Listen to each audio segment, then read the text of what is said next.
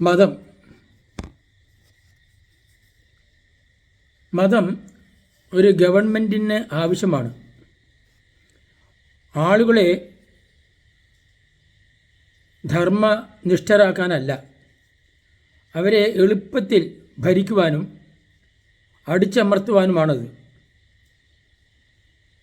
ഇത് പറഞ്ഞിട്ടുള്ളത് മാക്യവെല്ലിയാണ്. മറ്റൊന്ന്, തികച്ചും തെറ്റാണെന്ന് തനിക്ക് പൂർണ്ണ ബോധ്യമുള്ള ഒരു മതത്തെപ്പോലും ഒരു ഭരണകർത്താവിന് അനുകൂലിക്കേണ്ടതായി വരും.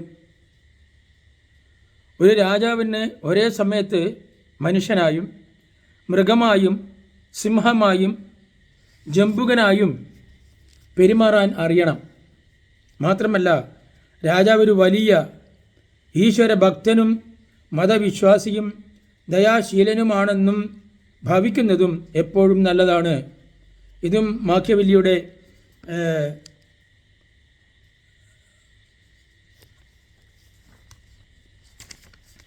ഒരു ഡിഫിനിഷനാണ്. അപ്പോൾ മതം ഒരു ഭരണകൂടത്തിന് ഒഴിച്ചുകൂടാൻ പാടില്ലാത്ത ഒരു ശക്തിയാണ് എന്നുള്ളത് അനുഭവത്തിൽ നിന്നും മനസ്സിലാക്കുന്നവരാണ് നാം എല്ലാവരും. പ്രത്യേകിച്ച് ഇന്ത്യ രാജ്യത്തിലെ എല്ലാ ജനങ്ങൾക്കും അതറിയാം. അപ്പം ഞാൻ അതിലേക്ക് അങ്ങോട്ട് അങ്ങനെ കടക്കുന്നില്ല. ഇവിടെ മുൻ പ്രധാനമന്ത്രി ജവഹർലാൽ നെഹ്റു, അദ്ദേഹം എന്താണ് ഇതിനെക്കുറിച്ച് പറഞ്ഞിട്ടുള്ളതെന്ന് നമുക്ക് നോക്കാം. അതാണ് ഞാനിപ്പോൾ നിങ്ങളുടെ മുമ്പാകെ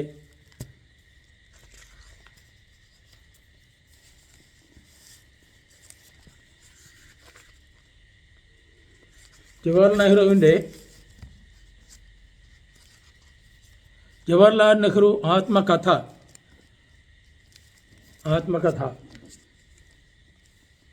ജവഹർലാൽ നെഹ്റു ആത്മകഥ. ഇത് വിവർത്തനം ചെയ്തിട്ടുള്ളത് CH കുഞ്ഞപ്പ എന്നാണ്.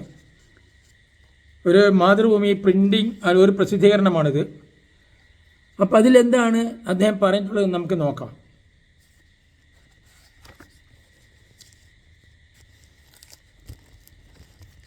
ഇന്ത്യ മറ്റെല്ലാറ്റിലും മേലെ മതപരമായ ഒരു രാജ്യമെന്നാണല്ലോ വിചാരിക്കപ്പെടുന്നത്.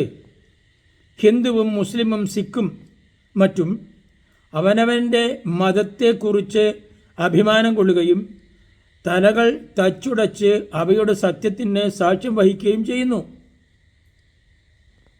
ഇന്ത്യയിലും മറ്റ് പ്രദേശങ്ങളിലും മതമെന്ന് അഥവാ സംഘടിത മതമെന്നെങ്കിലും വിളിക്കപ്പെടുന്നതിൻ്റെ സ്ഥിതി എന്നിൽ അറപ്പും വെറുപ്പും നിറച്ചു കളഞ്ഞിട്ടുണ്ട്. കൂടെ ഞാനതിനെ കഠിനമായി ആക്ഷേപിക്കുകയും അതിനെ അടിച്ച് തുടച്ച് കളയുവാൻ ആഗ്രഹിക്കുകയും ചെയ്തിട്ടുണ്ട്. അന്ധമായ ആദരത്തിനും പ്രതിലോമകാരിത്വത്തിനും മതശാസനങ്ങൾക്കും മതഭ്രാന്തിനും അടിസ്ഥാനമില്ലാത്ത അന്ധവിശ്വാസത്തിനും ചൂഷണത്തിനും നിക്ഷിപ്ത താൽപ്പര്യങ്ങളുടെ സംരക്ഷണത്തിനും വേണ്ടിയാണ് അവ ഏതാണ്ട് എപ്പോഴും നിലകൊള്ളുന്നതെന്ന് തോന്നി. എന്നിരുന്നാലും വേറെന്തോ ഒന്ന്, മനുഷ്യജീവികളുടെ അഗാധമായ അന്തർധാഹത്തെ തൃപ്തിപ്പെടുത്തുന്ന എന്തോ ഒന്ന് അതിലുണ്ടെന്ന് എനിക്ക് അസലായി അറിയാം.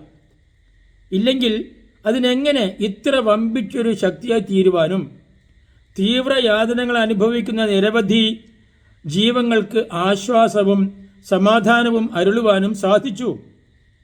അന്ധമായ വിശ്വാസവും ജിജ്ഞാസയുടെ അഭാവവും നൽകുന്ന അഭയം തുറന്ന കടലിൻ്റെ കാറ്റിലും കോളിലും നിന്ന് സുരക്ഷിതവും ഭദ്രവുമായി തുറമുഖത്ത് നിലകൊള്ളുന്നതിൽ നിന്നുണ്ടാകുന്ന ശാന്തത, അത് മാത്രമാണോ ആ സമാധാനം? അതോ അതിൽ കൂടുതലായി വല്ലതുമോ? ചില സംഗതികളിൽ തീർച്ചയായും അത് കൂടുതലായ എന്തോ ആണ്. അപ്പോൾ നമുക്കറിയാം, നമ്മുടെ മുൻ പ്രധാനമന്ത്രി ജവഹർലാൽ നെഹ്റു ഒരു മതത്തിലും അദ്ദേഹം വിശ്വസിക്കുന്നില്ല എന്ന് പറഞ്ഞിട്ടുണ്ട്. ഏതെങ്കിലും ഒരു മതത്തിൽ അദ്ദേഹത്തിന് വല്ല താല്പര്യവുമുണ്ടെങ്കിൽ അത് ബുദ്ധമതത്തോടാണ് എന്നും അദ്ദേഹം പറഞ്ഞിട്ടുണ്ട്, സൂചിപ്പിച്ചിട്ടുണ്ട്. അപ്പോൾ മതത്തെ നഖശിഖാന്തം എതിർക്കുന്ന അദ്ദേഹം പറയുന്നു, ഈ മതം മനുഷ്യന് ആവശ്യമാണ്. മനുഷ്യനെ ഒരുമിച്ച് നിർത്തുവാനും ഒരു സംഘടിത ശക്തിയായി നിലനിർത്തുവാനും ഈ മതം ആവശ്യമാണ് എന്ന് മതത്തെ എതിർക്കുന്ന നെഹ്റുവിന് പോലും പറയേണ്ടി വന്നിരിക്കുന്നു. അപ്പോൾ അതാണ് മതം. ഈ മതം എല്ലാവരും പറയും ആ മതം വേണ്ട വേണ്ട, നമുക്ക് മതം വേണ്ട. പക്ഷേ മതം വേണ്ട എന്ന് പറയുമ്പോഴും ആരെങ്കിലും ഈ മതത്തിൽ നിന്നും വിട്ടുപോയിട്ടുണ്ടോ? അവനെപ്പോഴും മതത്തിൽ തന്നെയാണ് ഉണ്ടാകുക. അവൻ്റെ മതത്തിൽ നിന്നും അവൻ വിട്ടുപോകുന്ന ഒരു പ്രശ്നമേ ഇല്ല. പുറമെ അവൻ പറയും ഞാൻ മതത്തിലൊന്നും വിശ്വസിക്കുന്നില്ല, എനിക്കൊരു ഭരണത്തിനും താല്പര്യമില്ല എന്നൊക്കെ പറയുമെങ്കിലും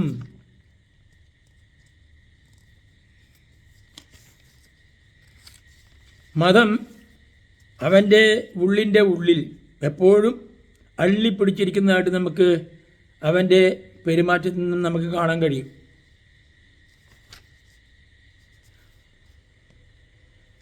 ബർണാഡ് ഷാ ഒരിക്കൽ പറഞ്ഞു, you can leave without God but you cannot leave without A religion. നിങ്ങൾക്ക് ദൈവമില്ലാതെ ജീവിക്കാം, പക്ഷേ ഒരു മതമില്ലാതെ ജീവിക്കാൻ നിങ്ങൾക്ക് കഴിയില്ല എന്നാണ് ബർണാഡ് ഷാ പറഞ്ഞിട്ടുള്ളത്. മതം നമുക്ക് അത്യാവശ്യമാണ്. ദൈവം വേണ്ട, ദൈവത്തെക്കുറിച്ച് ചിന്തിക്കേ വേണ്ട. ദൈവം എന്നൊരു ശക്തിയെക്കുറിച്ചോ അല്ലെങ്കിൽ അത് അങ്ങനെ ഒരു സൃഷ്ടിയെക്കുറിച്ചോ ഒന്നും തന്നെ നമുക്ക് അറിയേണ്ട കാര്യമില്ല. സൃഷ്ടാവിനെക്കുറിച്ചോ അറിയേണ്ട കാര്യമൊന്നുമില്ല. പക്ഷെ മതം, അപ്പോൾ ദൈവമില്ല എന്ന് പറഞ്ഞവർക്കും മതം ഒരു ആവശ്യമായ ഘടകമാണ് എന്ന് പറഞ്ഞാൽ നെഹ്റു പറഞ്ഞതുണ്ട്, മതം മനുഷ്യനെ മയക്കുന്ന കറുപ്പ് ഓപ്യമാണ് എന്ന് പറഞ്ഞിട്ടുണ്ടായിരുന്നു. അതെ, മതം മനുഷ്യനെ മയക്കുന്ന ഓപ്യം തന്നെയാണ്. അതിൽ നിന്ന് അവനെ മോചിപ്പിക്കാൻ ഒരു ശാസ്ത്രത്തിനും കഴിയില്ല, ഒരു വിദ്യാഭ്യാസത്തിനും കഴിയില്ല, ഒരു സംസ്കാരത്തിനും കഴിയില്ല. അതാണ് മതം. അപ്പോൾ ഈ മതം രാജ്യത്തിന് ആവശ്യമാണ്, ജനങ്ങൾക്ക് ആവശ്യമാണ്, ഭരണത്തിന് ആവശ്യമാണ്, എല്ലാത്തിനും ഉപരി സാഹോദര്യത്തിനും സമാധാനത്തിനും ആവശ്യമാണ്. The nation which denies religion is facing its future blindly. അപ്പോൾ ഒരു രാജ്യം മതത്തെ നിഷേധിക്കുകയാണെങ്കിൽ, തള്ളിക്കളയുകയാണെങ്കിൽ അവർ പിന്നെ ഇരുട്ടിലായിരിക്കും അവരുടെ ഭാവി എന്നാണ് നമുക്ക് കാണാൻ കഴിയുക. എന്നെ കേട്ട നിങ്ങൾക്കെല്ലാവർക്കും നന്ദി, നമസ്കാരം.